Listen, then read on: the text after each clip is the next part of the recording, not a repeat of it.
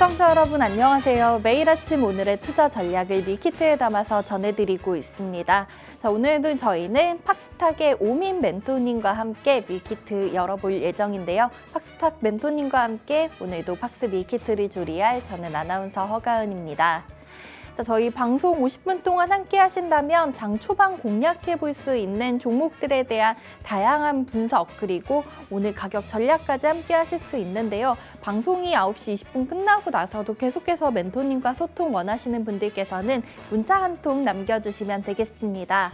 받는 번호에 샵3989 내용에 밀키트라고 3글자 적어서 보내주시면 답장으로 함께 할 수 있는 공간 조금 알려드리고 있으니까 참고하시면 좋을 것 같습니다. 그럼 저희는 어제 국내 시장 한식 밀키트 리뷰부터 시작해 보도록 하겠습니다. 장 마감 후 공개될 엔비디아의 실적과 5월 FOMC 의사록을 대기하며 보합권에서 좁게 움직이던 우리 증시는 결국 소폭 하락으로 마감했습니다. 다음 날 한국은행의 금융통화위원회를 기다리며 환시 또한 관망세가 짙었는데요. 나흘 만에 내림세를 보이기는 했지만 40원 떨어진 1,362원 후반대에서 거래를 마쳤습니다. 거래소에서는 외국인만 물량을 담아갔고 코스닥 시장에서는 반대되는 양상이 나타났습니다. 코스피는 이틀, 코스닥은 4거래일 연속 파란불로 마쳤습니다. 글로벌로 넘어가서 양식 밀키트 리뷰도 체크해 보도록 하겠는데요. 나스닥이 또다시 사상 최고치를 경신하기도 하며 보합 출발했던 뉴욕 증시는 금리 인상 가능성까지 열어놓은 FOMC 회의록 내용이 공개된 뒤 하락으로 방향을 잡았습니다. 약보합권에서 정규장을 마친 엔비디아는 마감 후 호실적과 10대1 액면 분할 결정을 발표하며 시간을 거래해서 급등했습니다. 국채금리는 오름세를 보였고 3대 지수 모두 약보합 마감하며 S&P 500은 4거래일 만에 마이너스로 마쳤습니다.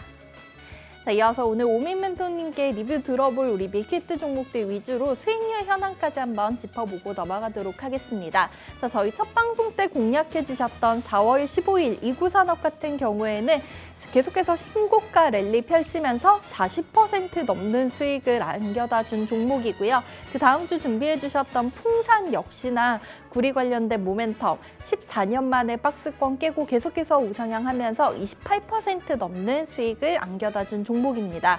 여기에 데이터 솔루션과 뉴파워 플라즈마 같은 종목들도 빠른 시간 안에 8% 가까운 수익이 나타났는데요. 저희 5월 10일에 공략했었던 금양그린파워 어제장에서 또 긴 장대 양봉 쏘아 올렸죠. 오늘 추가적인 전략 얘기 들어보고 오늘 준비해주신 밀키트 종목 얘기까지 자리 옮겨서 들어보도록 하겠습니다.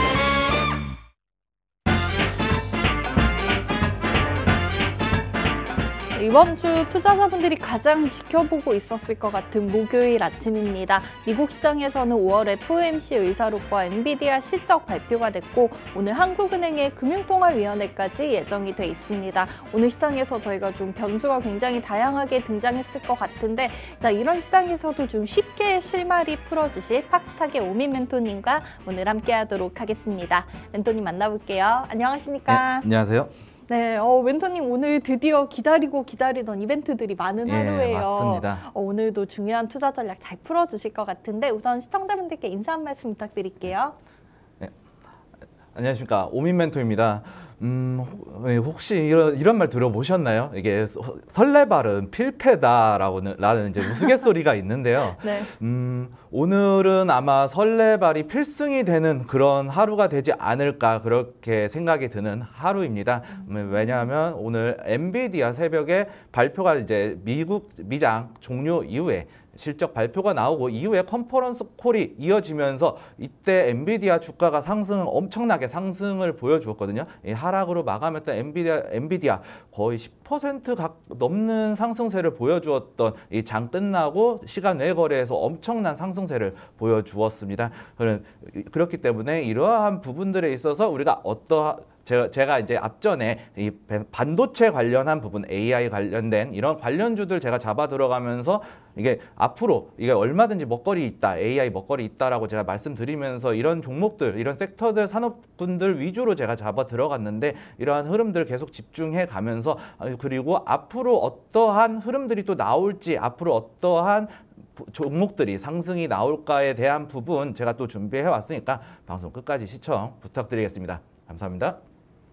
네, 오늘 정말로 중요한 얘기 많이 중요한 날인 것 같은데요. 오미 멘토님이 오늘 시청자분들 위해서 오늘 또 오시는 길에 이 엔비디아 실적 발표 컨퍼런스 콜까지 전체 내용을 다 분석을 하고 오셨다고 합니다. 굉장히 주목해 주셔야지만 오늘 시장에서 또 필승할 수 있는 전략 가져가실 수 있을 것 같으니까 50분 동안 함께 해주시기 바라겠고요. 저희 방송 9시 20분에 끝나고 나서 나머지 6시간 동안 또 혼자서 머리 싸매지 마시고 멘토님 전략 계속해서 함께 하시면 좋을 것 같아요. 문자와 QR코드 중 편한 방법 활용하시면 오미 멘토님과 계속해서 소통하실 수 있습니다. 문자는 받는 번호 샵3989 내용 밀키트라고 3글자 적어서 보내주시면 되고요.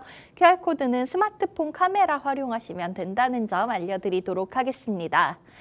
자, 그러면은 앞서 저희가 이 오프닝부터 엔비디아 얘기 사실 이번 주 내내 외치고 있지만 본격적으로 좀 시장 얘기를 풀어봐야 될 것 같은데요. 자, 어제 정규장에선 사실 엔비디아가 좀 약간 마감했는데 시간에서 드디어 1000비디아 달성을 했더라고요. 맞습니다. 처음 제가 본 게 최고가가 1019달러까지 봤었거든요. 그렇기 때문에 엄청난 상승이 나오면서 이런 변동성을 이제 상승에 대한 부분, 액면가가 원체 크기 때문에 가격 자체가 주가가 많이 올라왔기 때문에 이러한 부분들 이제 엔비디아 주주들 사이에서 액면 분할 언제 하냐 이런 부분들이 있었는데 결국에 이번에 실적 발표 이후에 발표 나오면서 액면 분할 10대 1로 액면 분할 하겠다라고 발표를 하면서 이 엔비디아 투자자들의 환호성이 나왔던 그런 오늘 미장이었습니다. 근데 굉장히 좀 반길만한 내용도 있는데 사실 뉴욕 증시는 좀 하락 마감했던 게 FOMC 의사록은 살펴보면은 연준 위원들은 아직도 좀 인플레이션에 대한 불안감이 있고 또 금리 인상에 대한 얘기까지 나왔다고 하더라고요. 자세한 시황 얘기 멘토님께 들어볼게요. 아나운서님이 먼저 말씀을 잘 해주셨는데 이 부분도 제가 또 가져왔습니다. 가져왔고요. 우선 나스닥 흐름부터 지수부터 살펴볼 텐데요. 사실은 지금은 이 지수 차트가 의미가 없다. 왜냐, 엔비디아가 상승을 하면서 이 나스닥 선물 지수를 시간 외에서 1시간 정도 더 연장이 되거든요. 1시간이 더 연장이 되는데 나스닥 선물 지수를 엄청나게 끌어올렸다. 그렇기 때문에 이 부분 관련해서 나스닥 지수 이 부분에 있어서는 결국엔 상승으로 마감 지어졌다라고 저는 보고 있거든요. 먼저 끝났고 장 끝난 이후에 이 시간 외에 거래되는 부분에서 엔비디아 실적 발표가 나오면서 투자자 엄청난 상승세를 보여줬기 때문에 지금 오늘 나스닥 100 지수 약보한 마감은 사실은 의미가 없다라고 저는 말씀드리겠습니다. 그리고 지수 자체도 전체적으로 봤을 때는 FOMC 회의 관련해서 사실은 제가 봤을 때는 이 하락 이후에 그 베이지북이 발표되고 나서 하락이 나왔었는데 다시 상승세로 말아 올린 걸로 봤을 때는 이 시장에서 이미 카시카리 총재 엄청난 매파거든요. 매파 중에 매파인데 이 매 중에 매인데 이분이 이미 다 얘기했던 그 내용들이었기 때문에 시장의 충격은 저는 그렇게 크게 받았다라고 저는 생각이 들지 않고 오히려 엔비디아 관련해서 실적에 대해서 워낙 기대치가 높았기 때문에 이 부분을 충족시킬까 하는 시장 참여자들의 우려에 대한 부분에서 단기간에 하락이 나왔었거든요. 전체적으로 제가 이제 S&P 500 섹터를 히트맵을 보면서 제가 시장을 좀 관찰을 했는데 네. 이때 보게 되면은 반도체 주가가 전체적으로 하방으로 하락으로 내려가고 있는 상황이었기 때문에 연준의 FOMC 베이지북 그 공개 결과는 사실은 시장에 그렇게 큰 의미를 주지 못했다라고 저는 생각이 들고요. 이후에 엔비디아 실적 그 기대치 때문에 하락을 했다가 또 올라갈 수 있다. 뭐 이게 서로 올라간다, 상승할 수 있다, 하락한다라고 이런 시장 참여자들의 이런 매수세와 매도세가 경합이 붙으면서 좀 이렇게 하락으로 마감 지어졌다라고 말씀드리겠습니다. 네. 그리고 전체적인 시장 심리지수 59로 소폭 하락했으나 이것도 사실은 의미가 없는 지표다라고 말씀드리겠습니다. 왜냐하면 시장의 관심은 오직 엔비디아 실적 발표에 쏠려 있었기 때문이죠. 그렇기 때문에 이 시장 심리지수 아마 지금 만약에 또 오늘 저녁에 미장이 열리게 된다라고 하면은 이 시장은 아마 공탐 지수는 상당히 또 올라가서 나오지 않을까라고 말씀드리겠습니다. S&P 시장 히트맵도 사실은 의미가 없죠. 엔비디아가 시장에서 전부 다 끌어올렸기 때문에 그 엔비디아를 제외해놓고는 전체적으로 반도체 섹터는 흐름이 괜찮았다라고 말씀드릴 수 있겠고 그리고 엔비디아가 0.46%로 마감을 지었는데 시간에서 10% 넘는 상승세를 제가 보면서 왔기 때문에 이 부분 관련해서 시장 히트맵도 오늘은 의미가 없다라고 말씀드리겠습니다. 네. 미 증시 주요 이슈 FOMC 아까 관련해서 아나운서님이 말씀 다 해주셨다라고 저는 이제 생각이 들지만 필요에 따라서 추가 긴축 가능하다 뭐 이러면서 현재 통화 정책 제한적 정도가 불확실하다라면서 약간의 변수는 초래됐으나 이 부분 관련해서 이미 이 매파 중에 닐 카시카리 총재가 벌써 이미 시장의 연설에서 나왔던 내용이기 때문에 저는 이 부분에 크게 의미를 두지 않았다라고 말씀드리겠습니다. 이 시장 히트맵도 아까 말씀드렸다시피 시장 히트맵도 반도체 위주로 하락이 나왔었기 때문에 이 지수가 밀릴 때 반도체 위주의 하락이 나왔었기 때문에 엔비디아 실적을 놓고 롱이냐 숏이냐 이게 매수세 매도세 싸움이 격하게 벌어졌다라고 요약할 수 있겠습니다. 미국 증시가 종료 이후에 스노플레이크 실적 발표가 나왔는데 EPS 매출이 상회하면서 매출 전망까지 상회하는 모습을 봤는데 스노플레이크도 상당히 시장에 영향이 있는 종목인데 오늘은 네. 엔비디아에 묻혀버렸다라고 네. 말씀드리겠습니다. 그만큼 오늘의 엔비디아는 강력했다라고 할 수 있겠습니다. 엔비디아 실적 발표 아나운서님이 배당금 150% 인상 10대 1 액면 분할 말씀 잘 주셨는데요. 매출 260억 달러 그리고 예상치는 246.9억 달러였는데 매출이 상회했습니다. EPS 주당 순이익이죠. 주당 순이익 6.12달러로 예상치 5.59달러보다 예상치를 상회하는 모습 보여줬고요. 그리고 데이터 센터 매출, 이 데이터 센터 매출 엄청나게 중요하죠. 이 부분이 AI하고 직접적으로 관련돼 있기 때문이죠. AI 데이터 센터 매출 관련해서 예상치를 또 상회하는 그런 모습을 또 보여주었고요. 영업이익률 예상치 77%였는데 영업이익률이 78.9%로 이 시장의 기존에 예상했던 예상치를 훌쩍 뛰어넘으면서 엔비디아 기대 이상의 실적을 보여주었다. 그러면서 바로 발표가 나오면서 주가는 상승했지만 순간적으로 이제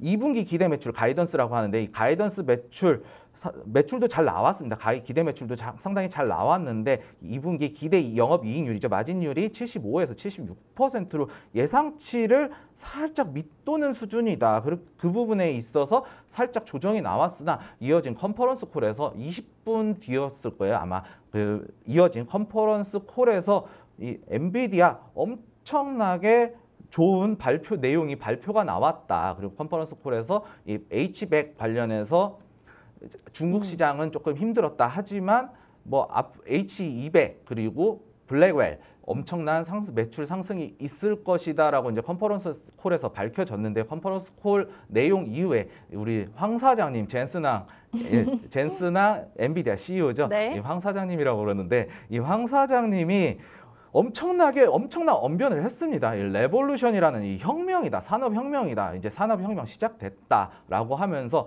엔비디아 블랙웰 4분기에 AI 데이터 센터에도 접목이 가능하고 3분기에는 양산까지 하겠다, 양산 가능하다라면서 블랙웰 매출 엄청나게 증가할 것이다. 그리고 H200 지금 수요가 공급을 넘어섰다. 그렇기 때문에 이 부분 관련해서 엄청난 매출이 늘어날 것이다라고 호언장담을 했습니다. 뛰어난 언변으로 호언장담을 하면서 그러면은 기존에 지금 판매되는 H100은 어떻게 되느냐? 구형인데 어떻게 신제품을 기다리지 아니면 그 블랙웰이나 H200 신제품을 기다리지 왜 H100을 굳이 지금 팔까? 이게 영업이 잘 될까라는 이제 컨퍼런스 콜에서 이 젠스나 우리 황 사장님이 얘기하기를 역시 H100도 중국 시장이 조금 어렵지만 여전히 H100도 이미 수요가 지금 증가하는 걸 봤다. 그렇기 때문에 수요가 공급을 넘어설 것이다라고 또 단언하면서 자기가 확인했다라고 하면서 이 부분에 대해서 엔비디아 엄청난 상승을 또 만들어냈습니다. 컨퍼런스 콜이 나오면서 잠시 눌렸던 엔비디아 주가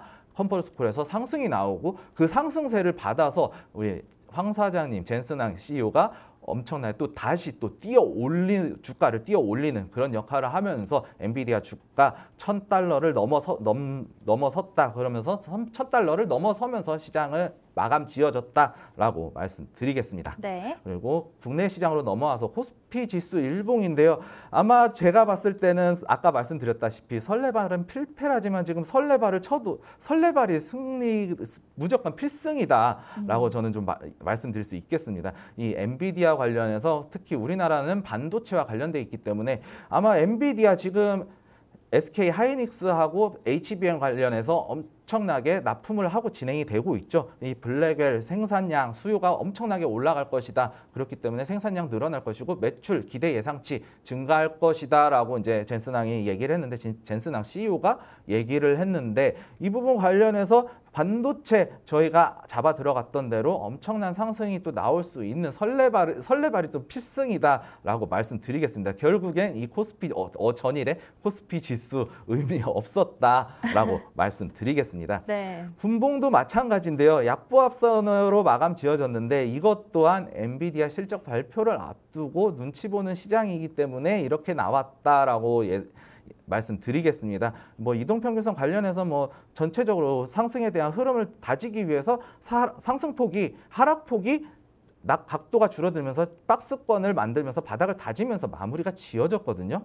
그렇기 때문에 이 부분도 상승에 대한 흐름으로 나타날 수는 있겠지만 이 전체적인 흐름은 오늘은 아마 반도체가 지배할 것이다. 그렇기 때문에 이 반도체 섹터 집중적으로 공략을 하면 될 것 같고요. 그리고 우리가 제가 하면서 제시해 드렸던 종목들이 반도체와 AI가 상당히 많죠. 그렇기 때문에 이 AI 계속해서 우리가 들고 있는 종목들 홀딩하면서 지속해서 흐름을 지켜보는 것 나쁘지 않다라고 말씀드리겠고요. 그리고 이 상승 테마 전일 같은 경우에는 상승 테마가 좀 바뀌었습니다. 자동차 섹터가 상당히 강하게 나왔죠. 현대차가 이끌었죠. 예, 맞습니다. 현대차 10% 가까운 상승률을 보여주면서 엄청난 상승을 보여주었는데요. 이 부분 관련해서 제가 뉴스를 좀 가져왔습니다. 수소차 사업을 이제 본격화하겠다라는 얘기죠. 이게 수소차에 대한 드라이브를 걸겠다라는 얘기인데 이게 수소 상용 밸류체인 확장을 하겠다라는 부분은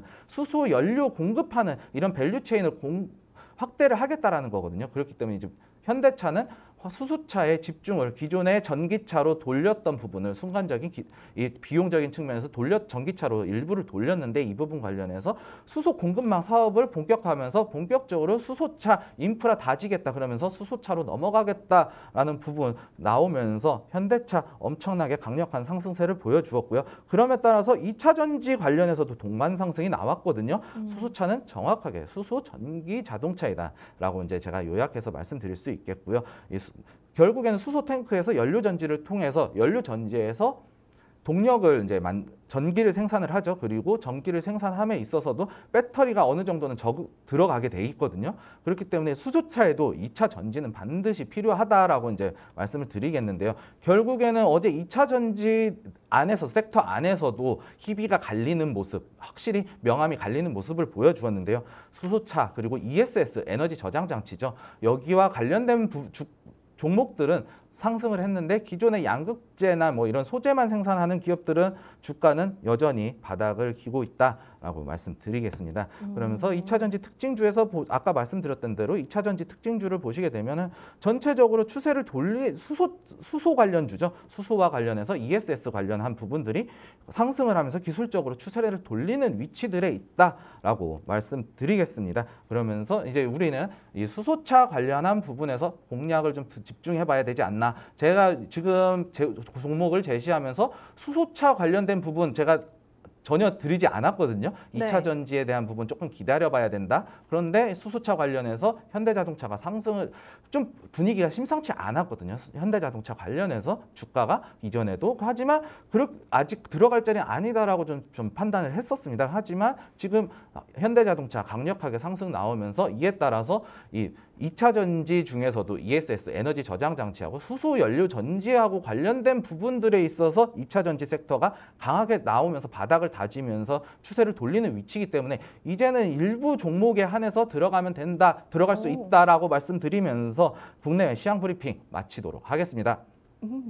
멘토님이 정말 우리 간밤에 있었던 미국 시장 이슈들과 우리 시장 어제 분석까지 해주시면서 저희가 앞으로 지켜봐야 될 섹터 정말 정확하게 짚어주셨습니다. 자, 소문난 잔치에 먹거리가 좀 많았던 것 같아요. 엔비디아가 엔비디아 하면서 저희가 사실은 우리 시장 역시나 이번 주 이 이벤트만을 바라보면서 좀 잠잠하게 달려왔었는데 오늘 시장에서는 좀 기대를 해보도록 하겠습니다. 엔비디아 컨퍼런스 콜에서 나온 얘기와 또 실제 어떻게 나왔는지 명확하게 분석을 해주셨고 우리 시장에서 관련해서 반도체 관련주들 그리고 어제 현대차가 쏘아 올린 이 수소발로 인해서 저희가 수소차 또 바닥 돌린 종목들 이제 멘토님과 함께 본격적으로 공략해보겠다고 하니까 많은 기대 가져주시면 좋을 것 같고요. 멘토님 또 이런 종목들 밀키트에 포장해 오셨을 테니까 아침마다 함께 해주시면 좋을 것 같습니다. 자, 그리고 방송 종료 후에도 멘토님과 소통하면서 저희가 또 매도 타이밍 잘 잡아 들어가고 싶으신 분들께서는 생방송 중에 문자 QR코드 두 가지 중 편한 방법 택해서 함께 하실 수 있습니다. 문자 받는 번호 샵3989 내용에 밀키트라고 적어서 보내주시거나 QR코드 활용하시면 되는데요. 스마트폰 기본 카메라 이용해서 화면 우측 참고하시면 되겠습니다. 자, 그러면은 멘토님 오늘 본격적인 종목 얘기 들어보기 전에 저희가 또 앞서 수익률 잘 나오는 종목들 계속해서 올라가고 있는 종목들의 상황까지 체크를 해보고 가도록 할게요. 오늘 리뷰 살펴볼 종목은 먼저 이구산업 얘기부터 풀어가 보도록 하겠습니다. 자, 첫 종목 그리고 계속해서 신고가 이어가면서 현재 40% 넘는 수익권에 와 있어요. 근데 멘토님 이 종목을 익절가 계속해서 상향 조정해 주시면서 7,750원까지 올라왔잖아요. 저희는 6,000원에 공략이 들어갔었는데 이 전략 여전히 유효한지 최근에 이구산업 흐름은 어떤지 함께 살펴보도록 할게요. 제가 이구산업을 갖고 올 당시에 상승 삼각형 형태의 삼각수렴 이제 상단을 터치를 하는 모습이 나와주면서 이 부분 지금 한번 돌파할 수 있다 가면은 제가 이제 처음에 예상했던 목표가는 한 7,000원 정도까지는 제가 보고 있었거든요. 그렇기 때문에 이러한 부분에서 충분히 먹을 자리 있다. 그리고 손절폭은 좀 작은 편이다라고 제가 이제 말씀을 드리면서 제가 대응을 했었는데요. 그러면서 공략이 들어갔었는데 이 구리 가격 이때 공략을 하게 된 원인이 구리 가격의 상승에 대한 부분 분명히 제가 포착을 하고 그 다음날 제가 종목을 갖고 왔었죠. 그러면서 이구산업 공략이 들어가게 되었는데요. 이 구리 가격 최근 흐름을 보시게 되면은요. 상승 나오고 나서 정고점 도지 형태가 연달아 2번이 나오고 이 자리를 메꿔가는 상승 관통형의 이제 하락 관통형의 음봉이 나왔습니다. 그렇기 때문에 지금 이 음봉 그리고 이 구리 관련해서 수요가 감소하고 있다. 왜냐? 수요 공급 곡선 제가 말씀드렸었죠. 이 수요 공급의 법칙에 의해서 가격이 상승하니까 이런 수요들이 좀 감소했다. 특히 중국에서 수요가 감소했다라는 부분이 이제 보도되면서 이 구리 가격, 구리 선물 가격이 하락하기 시작했다, 조정을 받기 시작했다라고 말씀드리겠습니다. 이구산업 구리하고 상당히 관련이 많은 종목이기 때문에 네. 이 구리 가격 지속해서 체크하면서 구리 가격의 흐름을 체크하면서 시장에 대응해야 된다라고 제가 말씀을 드렸었는데요. 일단은 먼저 상승이 나왔었기 때문에 주요 지지 가격 라인이 6,500원을 한번 잡고 또 대응을 했었거든요.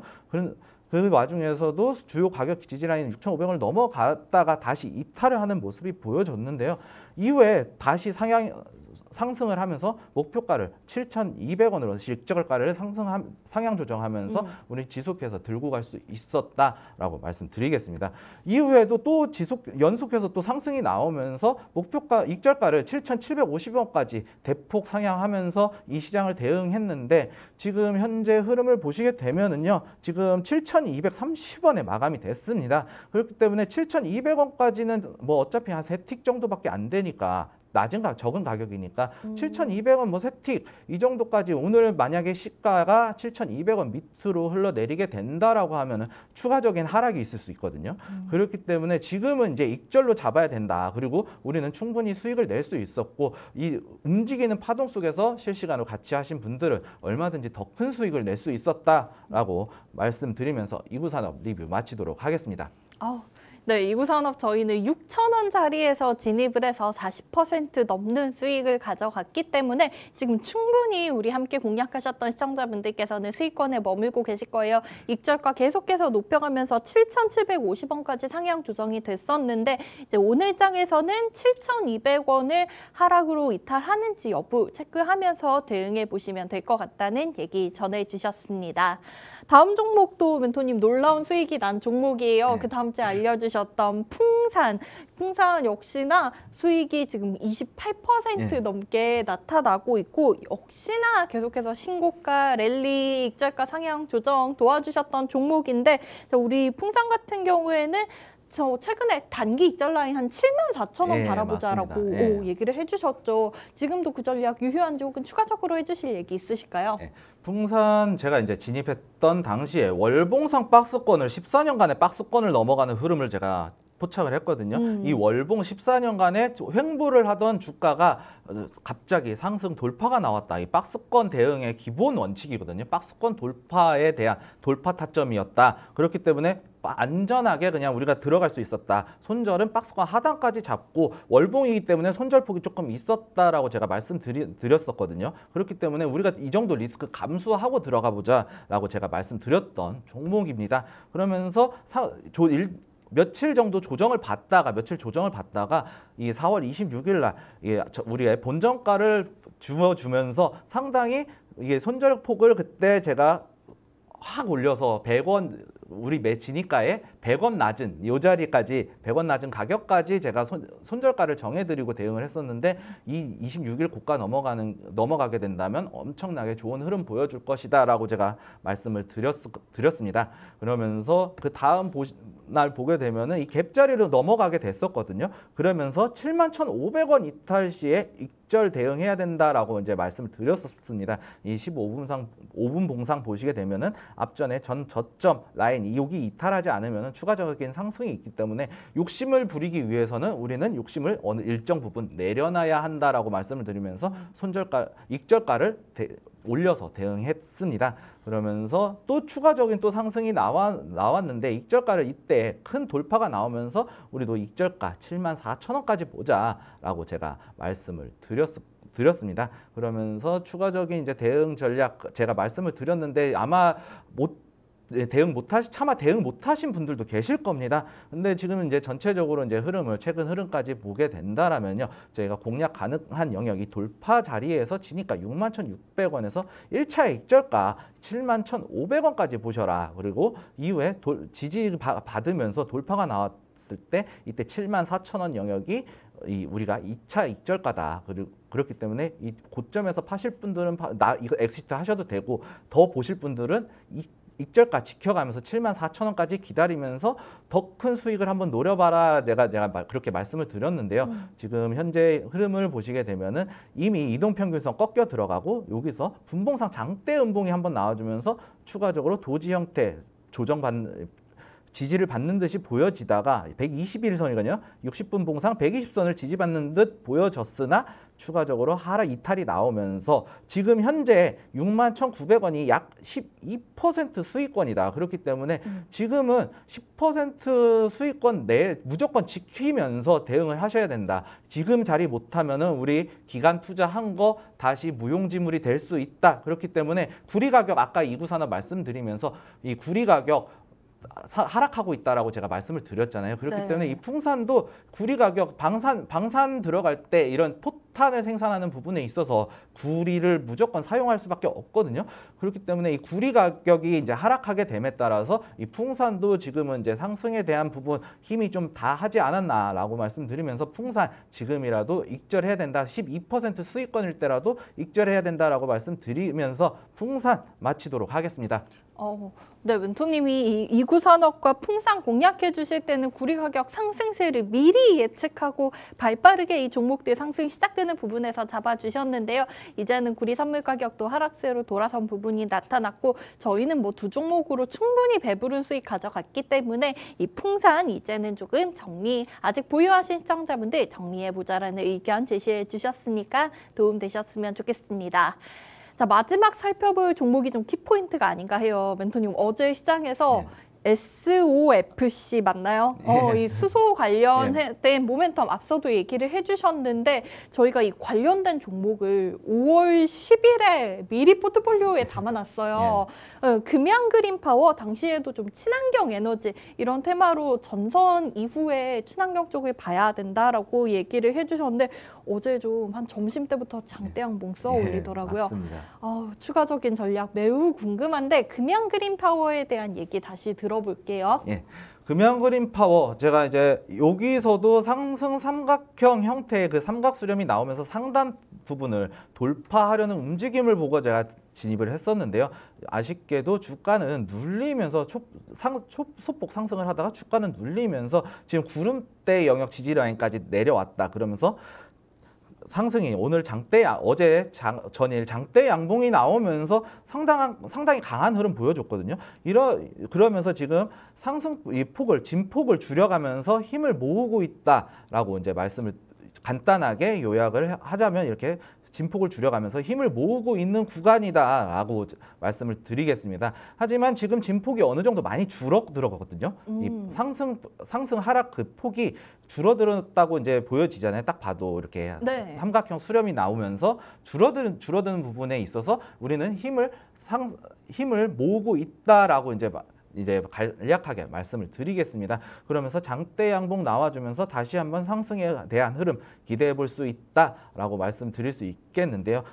세부적으로 자리를 살펴보게 된다라면은 이 하락 이후에 하락 추세를 돌파하면서 강하게 나오면서 삼각 수렴이 나오고 오버슈팅이 나왔거든요. 오버슈팅 나오고 이탈이 나오다가 지금은 또 다시 전고점의 매물대를 다시 돌파하면서 박스권이 만들어진 형태다라고 이제 말씀을 드리겠습니다. 그러면서 여기서 돌파 이후에 주가는 15분 모상 눌리면서 이 자리를 지지를 받아야 된다라고 이제 말씀을 드리겠습니다.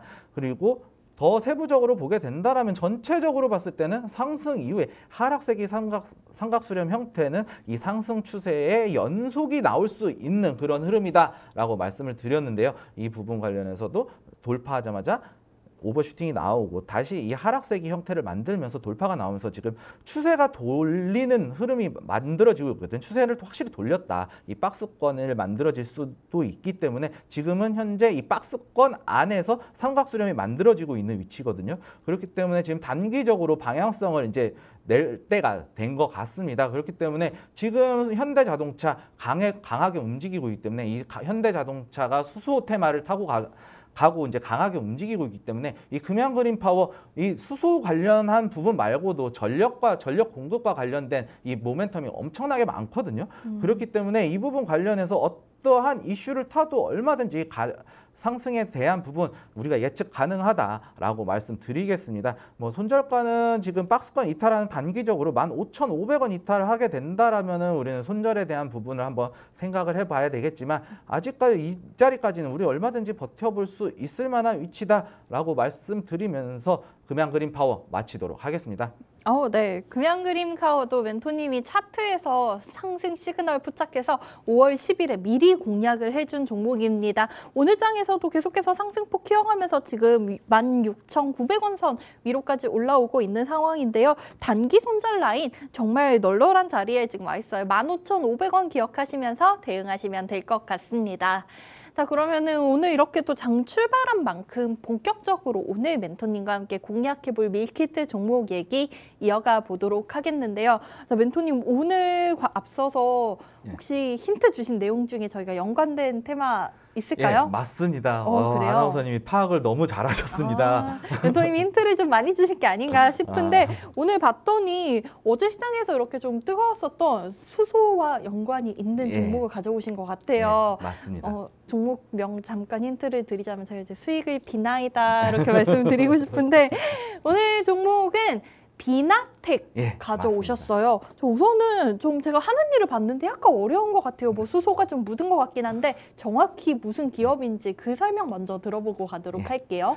먼저 비나텍 같은 경우에는 수소 전지, ESS 관련주, 에너지 저장 장치 관련주죠. 그리고 금양 그린 파워 관련해서 제가 ESS 에너지 저장 장치 관련주다라고 말씀을 드렸는데 수소 전지와 관련된 부분 비나텍 제가 오늘 준비했습니다.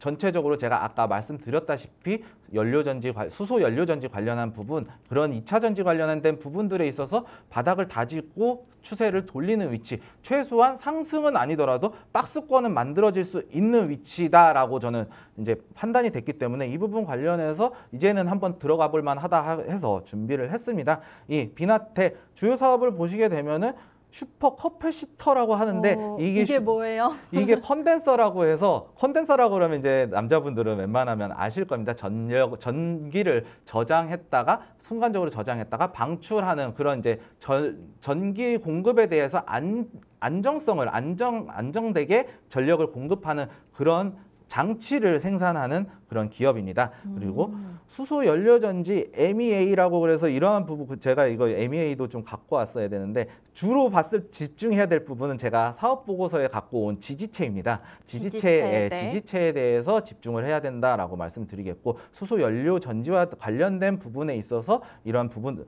MEA 그리고 지지체, 촉매 등을 생산하는 기업으로 이 수소 연료 전지와 관련해서 이 수혜를 충분히 받을 수 있다라고 드릴 수 있겠고요. 아까 말씀드렸던 대로 현대차 수소 공급망 사업이 확장되면서 이런 수혜를 받을 수 있다. 이 현대차 수소 공급망 사업 확장에 대한 부분은 아까 제가 드렸기 때문에 넘어가겠습니다. 그리고 중형 슈퍼 커패시터 시장 점유율 1위인데 이 중형 슈퍼 커패시터, 중형 컨덴서죠. 중형 슈퍼 컨덴서 시장 점유율 1위에 랭크되어 있는 기업이기 때문에 이 부분 관련해서도 얼마든지 대장주의 역할을 할 수 있는 기업이다라고 말씀드리겠습니다. 네. 사업 보고서, 분기 보고서거든요. 분기 보고서를 봤을 때 슈퍼 커패시터 관련해서 매출에 전년 대비 그렇게 많은 부분을 차지하지 않고 있습니다. 거의 비슷한 수준으로 나와주고 있거든요. 단순 계절적 요인을 제외하고 단순히 그냥 곱하기 4를 놓고 봤을 때 그냥 전년도 대비해서 비슷한 수준이 나타나고 있는데 이 지지체라는 부분에 관련해서 수소 연료 전지거든요. 이 수소 연료 전지와 관련된 부분 중에서 이 지지체라는 부분이 1분기 매출이 전년도 매출의 거의 70% 이상을 차지하고 있다. 그리고 합계 관련해서도 이제 전체 매출액을 보게 된다라고 하면요, 전년도 매출액의 50% 매출이 아니구나. 생산이네요. 생산량이 전년도 절반 이상을 이미 생산이 돼 있다. 그리고 매출액은 전년도랑 비슷한 수준이다. 하지만 이 지지체와 관련된 부분에 있어서 성장이 얼마든지 가능하다라는 얘기거든요. 이 지지체라는 부분이 수소 연료 전지에 있어서 잠시 후에 설명을 드리겠지만 이 지지체라는 부분이 엄청나게 중요한 부분이기 때문에 이 부분이 늘어난다라는 부분에 있어서는 수소 연료전지 더욱더 수소차 관련해서 엄청나게 활성화될 수 있다라고 제가 말씀을 드리겠습니다. 네.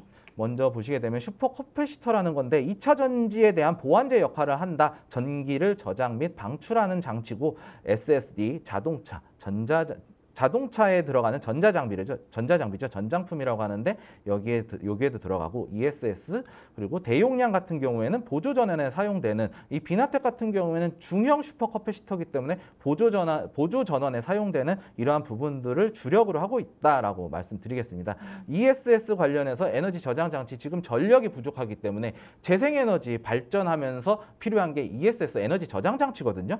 그렇기 때문에 이 부분에 있어서도 수혜를 받을 수 있겠지만 우리가 집중해서 보셔야 될 부분은 지금 비나텍의 주요 제품이 이 지지체라는 부분. 그렇기 때문에 이 지지체의 생산이 늘어났다라는 부분은 수소 연료 전지에 대한 부분 얼마든지 우리가 기대해 볼 수 있다라고 말씀드리겠습니다. 네. 그리고 지지체에 대해서 제가 설명을 간략하게 가져왔는데요. 수소 연료 전지에 대해서 핵심 소재다. 이게 촉매를 담는 역할을 하는데 이 촉매를 담는 역할을 하는데 이 부분에 있어서 이 지지체가 촉매가 나오면서 이제 전기를 발생시키는 전기 작용이 나오거든요. 근데 여기서 이 탄소로 만들어지는데 이 탄소가 금방 산화가 된다. 이 물로 만들어지기 때문에 이 결국엔 수소 전기차는 수소와 물이 만나서 전기 결합을 하면서 전기가 발생을 되고 결국에는 물이 나오는 거거든요. 이 그쵸. 물을 나오면서 이 물에 대해서 탄소가 엄청나게 약한 모습을 보여주고 있는데 그렇기 때문에 이 연료전지의 효율성과 내구성에 관여하는 그런 제품이다라고 말씀드리겠습니다. 이 지지체의 생산량이 전년도 거의 대부분의 차지를 하고 있고 이 매출이 엄청나게 증가했다라는 부분에 있어서 얼마든지 이 수소 연료 전지 앞으로 상승세를 기대해 볼 수 있다라고 말씀드리겠습니다. 아까 말씀드렸던 현대차의 그 수소차 사업 본격화 제가 다시 한번 갖고 왔는데 이 부분 관련해서는 아까 말씀드렸기 때문에 간략하게 말씀드리자면 그냥 현대차가 수소차에 대한 밸류체인 공급망이죠. 공급망을 확대하면서 본격적으로 수소차에 대해서 진출하겠다라고 이제 선포를 한 거기 때문에 이 시장에 선포를 했던 부분에 있어서 현대차는 수소차에 대한 기술력 엄청난 기술력을 갖고 있거든요. 그렇기 때문에 수소차 관련해서 상승세 얼마든지 수혜를 기대해 볼 수 있다라고 간략하게 말씀드리겠습니다. 결국에는 아까도 말씀드렸다시피 2차 전지 ESS가 동반 상승하면서 이러한 부분에 있어서 얼마든지 상승이 가능하다라는 부분 다시 한번 말씀드리겠습니다. 결국엔 비나텍 한번 정리를 하고 넘어가게 된다라고 하면은 중형 커패시터 시장 점유율 1위를 점유하고 있는 그런 기업이고요. 그렇기 때문에 대장주의 역할 얼마든지 할 수 있다라는 얘기죠. 그리고 수소 연료전지 지지체가 생산량이 증가가 됐다라는 부분은 이 수소 연료전지에 대한 쾌파가 커지고 있다라는 얘기거든요. 결국엔 파이가 커지면서 먹을 게 많아진다라는 얘기가 되거든요. 결국에는 그러한 부분들에서 먹을 게 많으면 수익이 늘어나고 궁극적으로는 주가의 상승 이런 기대감이 있어서 주가가 상승하는 건 당연한 시장이 정상적인 시장이라면 당연한 원리거든요. 그렇기 때문에 이러한 부분들에 있어서 얼마든지 수혜를 받을 수 있는 기업이다. 그리고 현대차가 수소 공급 사업을 확장했다라는 부분 아까 확인하면서 이러한 지지체가 생산량이 증가했다라는 부분에 있어서 이 수혜를 얼마든지 기대할 수 있는 그런 종목이다라고 말씀을 드리겠고요. 네. 지금 제가 자료는 안 갖고 왔지만 제가 기존에 AI하고 반도체 관련해서 제가 구리도 그렇지만 AI 관련해서 이 전력 수요 부족하다라는 부분을 제가 엄청나게 많이 갖고 왔잖아요. 그쵸. 강조를 이제까지 했었잖아요. 많이 알려주셨어요. 예. 그렇기 때문에 따로 자료를 첨부하지는 않았지만 ESS 수요 확대 기대된다라고 말씀드리면서 이 비나텍 수소와 에너지 저장 장치 ESS 관련해서 엄청난 수혜를 볼 수 있는 그런 대장주의 역할을 기대해 볼 수 있을 만한 종목이다라고 말씀드리면서 비나텍 기본적 분석 마치도록 하겠습니다. 네. 오늘 멘토님이 밀키트에 담아오신 종목명은 비나텍이었는데요. 자, 어제부터 시장에 조금 수소 테마 다시 한번 부상이 되고 있는데 우리 비나텍이 대장주가 되기를 비나이다 하면서 저희 수익 기원해 보도록 하겠습니다. 자, 정리 한번 해드리면요. 이 기업 같은 경우에는 슈퍼커패시터 그리고 수소 연료 전지의 지지체가 좀 중요한 매출을 담당하고 있는 기업이라고 합니다. 여기에 최근에 계속 그 전력 수요 증가로 인해서 뭐 구리 관련주들도 오르고 전선 관련주들도 오르고 했는데 있는데 이 다음 ESS 에너지 저장 장치까지 한번 기대해 볼 수 있을 것 같은데 이런 모멘텀 다 담고 있는 기업이라고 얘기를 해주셨어요. 자, 그러면은 이어서 또 중요한 점 저희 기술적 흐름까지 체크를 해봐야 될 것 같은데요. 자, 멘토님 작년 4월쯤에도 이 슈퍼커패시터 이슈가 나왔을 때 이 종목이 좀 고점을 기록을 하고 지금은 많이 내려와 있던데 최근에 조금 움직임이 심상치 않아요. 저희가 맞습니다. 이제 시동을 걸어봐도 될까요? 네, 아나운서님이 너무 벌써 차트를 읽으시는 것 같아요. 멘토님이 옆에서 잘 알려주셔서 그런 것 같아요. 감사합니다. 네. 비나텍 전체적으로 월봉 차트를 보시게 되면은 박스권에 갇혀 있었거든요. 한 네. 3년 정도 박스권에 갇혀 있다가 아나운서님이 말씀드렸던 대로 상승, 2023년도에 큰 상승이 나오고 주가는 이제 하락을 하면서 다시 박스권 상단을 월봉상 박스권 상단에서 머물러 있었다. 그렇기 때문에 아직 추세가 죽지 않았다라고 말씀을 드리는 부분이 상승에 대해서 예측할 수 있다라고 제가 말씀을 드리겠고요. 이 박스권 상단을 최근 월봉에서 강력하게 들어 올리는 모습을 보여줬거든요. 그러면서 이동평균선, 단기 이동평균선 정배열로 만들어가면서 상승에 대한 힘 분명히 확인할 수 있었다라고 말씀드리겠습니다. 그리고 조금 더 세부적으로 주봉상으로 보게 된다라면은 하락 추세 만들어내고 횡보하면서 박스권 형태가 아니라 이것도 상승 삼각형 형태의 삼각 수렴이거든요. 보시게 되면 상승 추세 깨지 않고 상승이 나오면서 최근에 올해 1월 말부터 4월 초반까지 이게 박스권이 형태가 만들어지면서 이 박스권이 돌파가 나오고 주봉상 정고점 매물대에서 만들어지고 있는 위치다. 그러면서 도지 형태가 만들어지고 있거든요.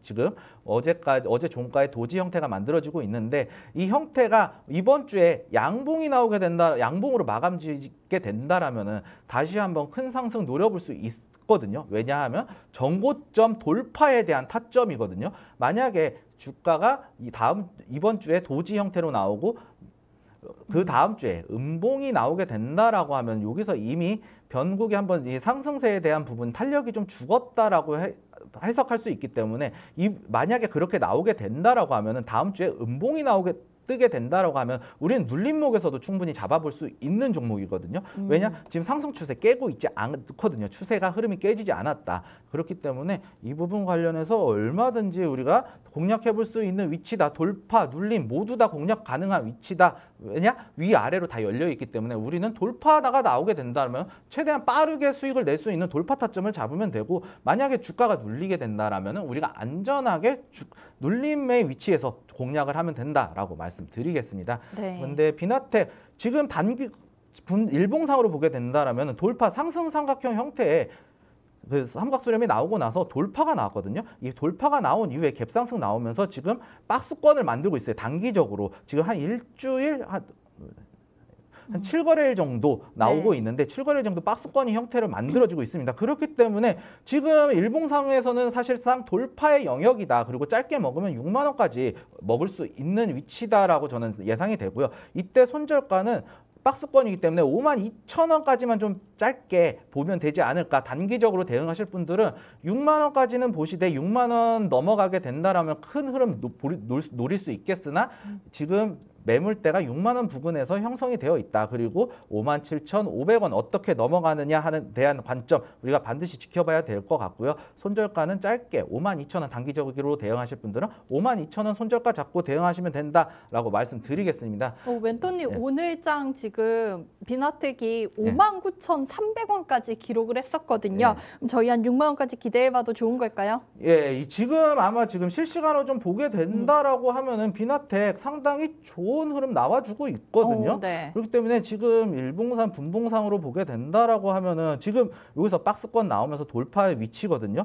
여기서는 지금 짧게 보실 분들은 57,500원까지만 봐도 돼요. 사실은 단기적으로 이때가 타점이다. 그리고 59,300원 나오게 된다라고 하면은 돌파 타점인데 지금 자리에서는 상승 장악형 이게 N자 파동 나오는 위치에서 지금 다 잡아 들어가도 괜찮다라고 말씀드리면서 비나텍 실시간 대응 전략 마치도록 하겠습니다.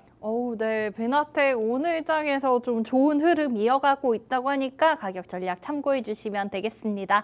자, 오늘 종목 마지막으로 전체적으로 정리 한번 하고 가도록 할게요. 멘토님이 오늘 준비해 주신 5월 23일 밀키트 종목명은 비나텍 이었습니다. 수소 연료전지 관련 그리고 슈퍼 커패시터 ESS 관련된 사업을 하고 있는 기업인데요. 저희 차트상 가격 라인까지 함께 다 체크를 해주셨어요. 자, 우선은 57,500원 넘어간지 지켜보자라고 했는데 오늘장 59,300원 돌파까지 했었기 때문에 저희는 목표가였던 6만 원 선 갈 수 있을지 함께 지켜보도록 하겠습니다. 본방송에서 제공해드렸던 정보는 투자 판단을 위한 참고 자료로만 활용해 주시기 바라겠고요. 해당 종목의 가치나 상승 하락 저희 방송에서 보장하고 있지는 않다는 점 기억해 주시기 바라겠습니다. 오늘 하루도 성공 투자하시기 바라겠고요. 지금까지 함께해 주신 여러분 고맙습니다.